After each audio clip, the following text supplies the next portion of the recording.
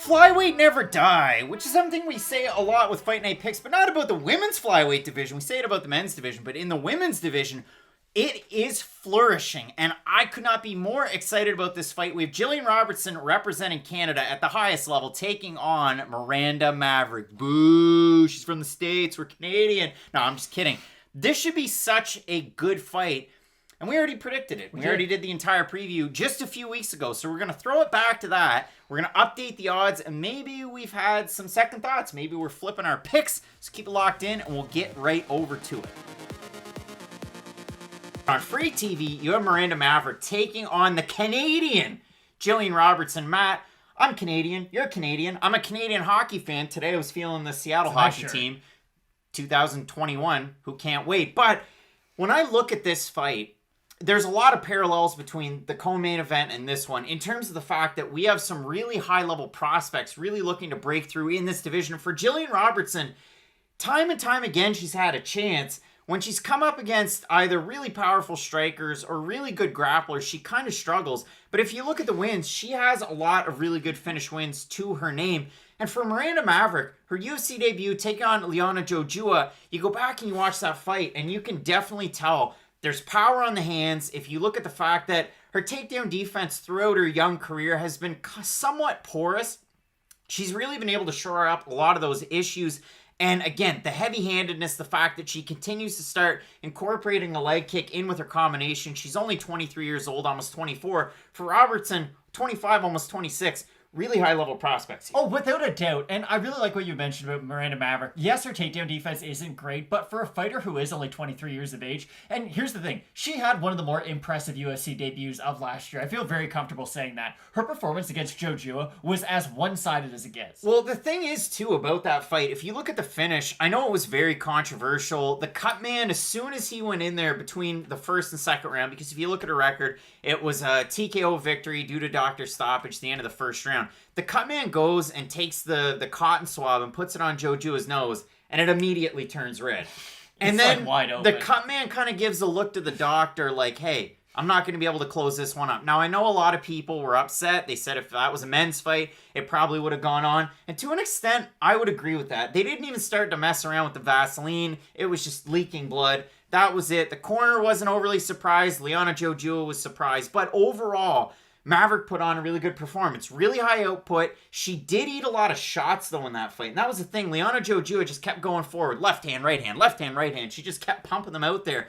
And they were landing, and there was a little bit of power behind them, too. But there wasn't that much power landed behind them. And this is my problem with kind of the Jojua striking, and it's the same thing. It's very Cindy Dandois-esque. If you just throw enough volume, you are going to land shots. The good thing for Miranda Maverick, and what I really like, especially out of this weight class, is she doesn't waste technique. She's not someone who will go out there and just try to out-volume her opponent. She throws with bad intentions. And for Gillian Robertson, you had mentioned it and I kind of snickered. She struggles against really good grapplers and she struggles against really good strikers. There's not a big window there for fighters who you're going to do all that well against. And listen, I'm a Robertson fan. I can't deny. After she beat Molly McCann, in the way that she beat Molly McCann, I was on that hype train.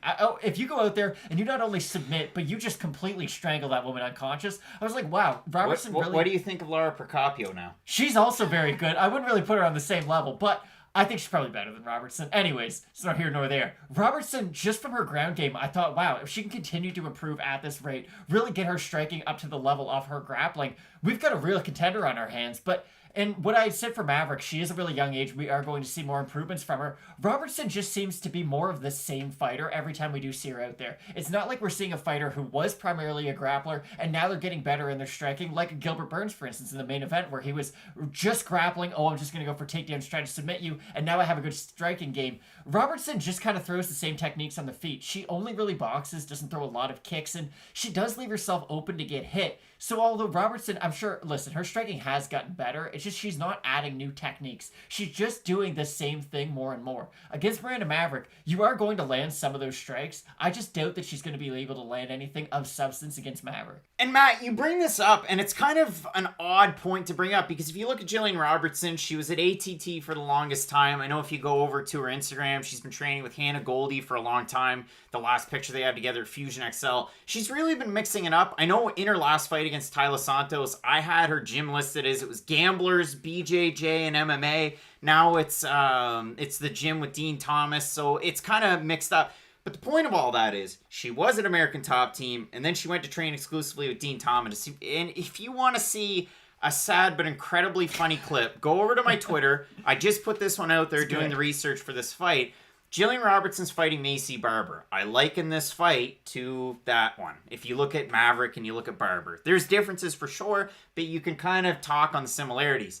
Gillian Robertson, right from Jump Street, goes lazy single, and she just puts everything in, and then she comes back up. And if you see a lot of people feigning level change, usually it's a subtle or quick movement, and then they're back up and they're starting to strike again. Gillian goes all the way down, all the way back up. Barber doesn't really do a whole lot with it, but as the round goes on, Barber just continues to pressure, backs up Robertson. Then they cut to Dean Thomas in the corner, and he sits there, and he doesn't move his mouth, and he doesn't barely even move his arms, as Gillian Robertson gets absolutely fired on to the point where it ends by TKO. And it was the most awkward thing I think I've seen on live television. It just wasn't a good look. It wasn't a great look. So you look at Gillian Robertson, you think maybe she's added some wrinkles into her game. If you go over to her Instagram right now, she has a post from a couple of weeks ago that says, "She's not outworking me, guaranteed."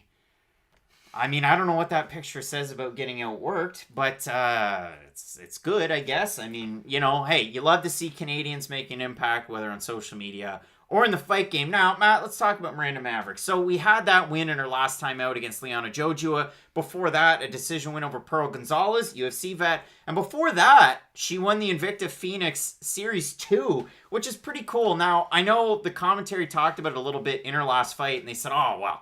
Oh, those wins should have been counted as real wins. Pump the brakes, guys. 1-round fights should not count on your record. They shouldn't. But they're all good signs, and that's the thing. Miranda Maverick fought pretty good competition at the start, even in the fights that she lost. She's continued to take on a tougher level of opponent. And this is what almost surprised me. So I had to look over at the odds. Average on best fight odds. Robertson opened a plus 190 underdog. She's now at a plus 123. One of the bigger movers and shakers so far, and it's early, with Miranda Maverick open at minus 225. She's now at a minus 150 over on Tapology. 592 total votes, 67% Maverick, 73% have her to win by decision.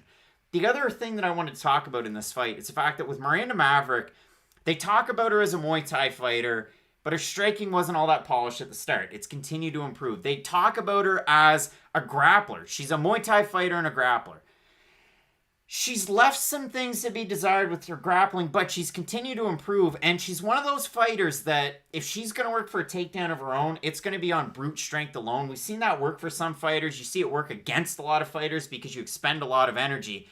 In Gillian Robertson, she had a hard time against a fighter that fights like that in Tyler Santos her last time out. Flat out, she got dominated in that fight. I mean, I went back, I looked at the numbers for the decision. 2 30-26s, 129-28. I think the judge that scored at 29-28 was asleep. I think so. Because Tyler Santos dominated that fight.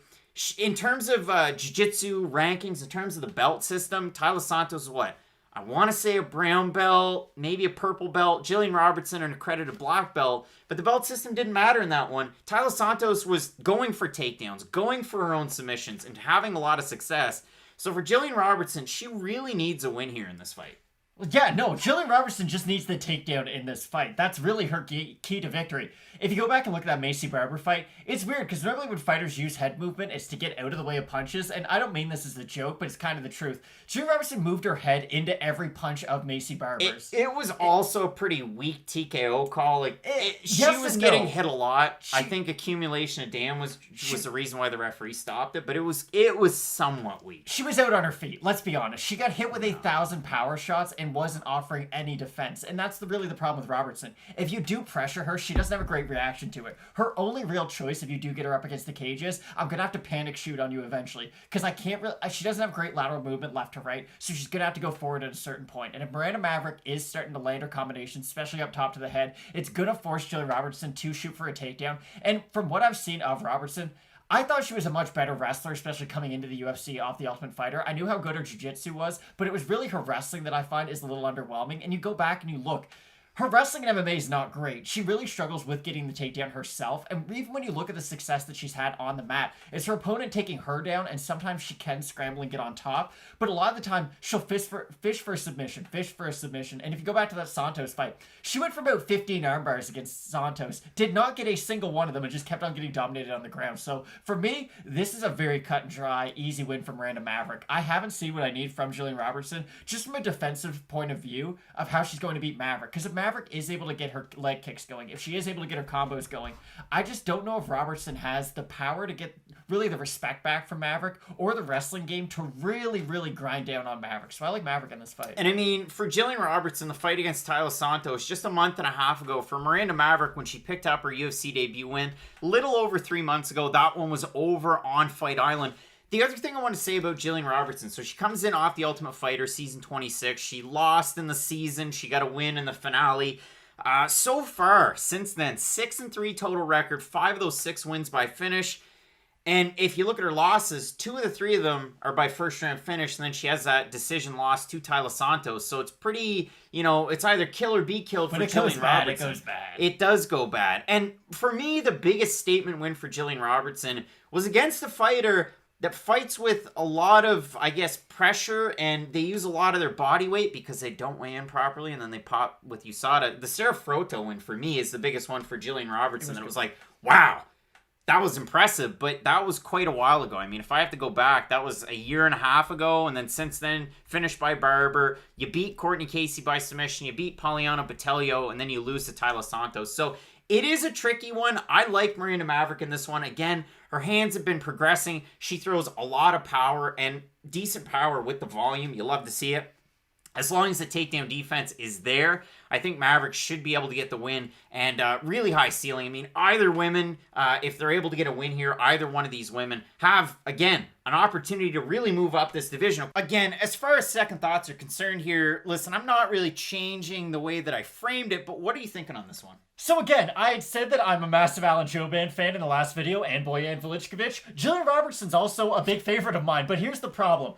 Also, I feel like I need to start this whole thing with this. I swear MMA was big in Canada at one point, and there was a lot of really good Canadian MMA fighters. I understand in recent memory, you might not remember a lot of great Canadian performances. Take out Charles Jourdain, but it has been great for the MMA, for the Canadian MMA scene, I should say.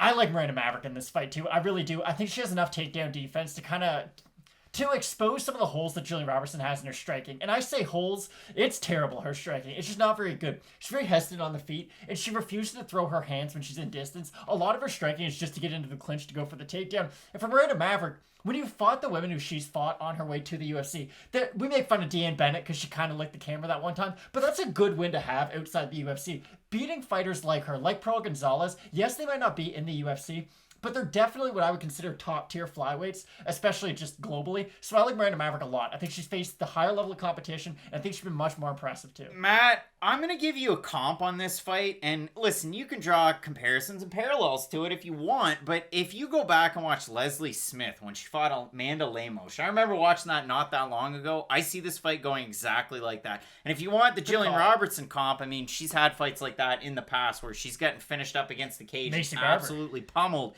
against Macy Barber. So for me, I really do like Maverick. Again, her striking's good, her power's good. If her takedown defense is halfway competent, if she doesn't get caught off her back, then she should be able to get the win, and I do see her getting the win here. So Matt, we're going to fear the Maverick, and I will never boo her again. I can promise you that. We have a great card coming up, and a great main card as well. Lots of fight of the night caliber fights. You got O'Malley taking on Almeida. In the main event, we have, of course, Stipe Miocic looking to defend his belt against Francis Ngannou for the second time. So keep it locked in with Fight Night Picks, Matt. As we always say, let's get into it.